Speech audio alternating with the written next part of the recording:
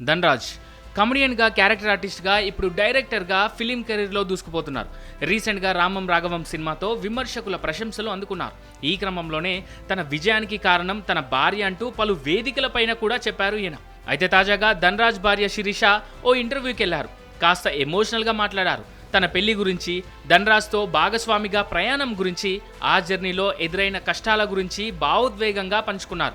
తన మాటలతో అందరినీ ఎమోషనల్ అయ్యేలా చేస్తూనే ఇప్పుడు నెట్టింట తెగ వైరల్ అవుతున్నారు. మాది లవ్ మ్యారేజ్. 15 ఏళ్లకే ధన్‌రాజ్‌ను పెళ్లి చేసుకున్నానని చెప్పిన శిరీష ఆ తర్వాత జరిగిన పరిస్థితులను కళ్లకు కట్టినట్టు వివరించారు. ధన్‌రాజ్ తల్లి చనిపోయిన 3 నెలలకే మేం పెళ్లి చేసుకున్నాం. అప్పటినుంచి ఇద్దరం కలిసి ప్రయాణం స్టార్ట్ చేశాం. మా పెళ్లి తర్వాతనే ధన్‌రాజ్‌కు సినిమాల్లో అవకాశాలు వచ్చాయి. వరుస సినిమాలతో మంచి పేరు కూడా వచ్చింది.